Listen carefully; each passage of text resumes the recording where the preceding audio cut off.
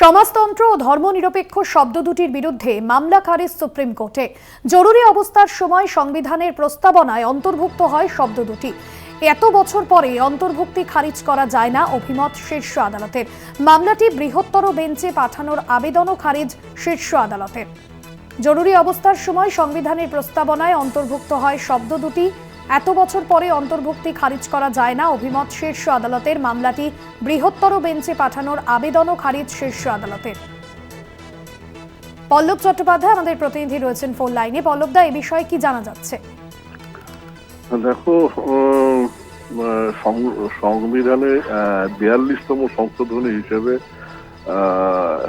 ধর্মনিরপেক্ষ এবং সমাজতন্ত্র শব্দ দুটি প্রধানমন্ত্রী ইন্দিরা গান্ধীর আমলে সংবিধানের প্রিয়াম্বল বা প্রস্তাবনায় ঢোকানো হয়।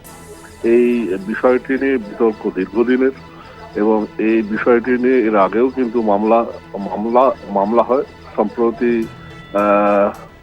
রাজ্যসভার প্রাক্তন সাংসদ সুব্রমণিয়াম স্বামী, অশ্বিনী উপাধ্যায় সহ আরো একজন, এরা তিনজনের জনস্বার্থ মামলা এনেছিলেন, এবং সেই সূত্রে ওই শব্দ দুটির অন্তর্ভুক্তির বিরুদ্ধে কিন্তু একটা মামলা আনেন। সেই মামলার শুনানি 22শে নভেম্বর শেষ হয়। আজকে প্রধান বিচারপতির ডিভিশন বেঞ্চ জানিয়েছে যে না, সংসদের যে অধিকার আছে সেই অধিকার বলে কিন্তু সংবিধানের প্রিয়াম্বলেও কিন্তু সংশোধনী আনা যায়। আর দ্বিতীয়ত, এতদিন বাদে বিষয়টি নিয়ে নতুন করে কোনো সিদ্ধান্ত নেওয়ার সুযোগ নেই। মূলত এই দুটি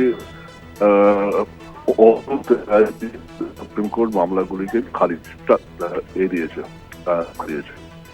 হ্যাঁ, ধন্যবাদ আপনাকে। পল্লব চট্টোপাধ্যায় প্রতিনিধি ছিলেন ফোন লাইনে।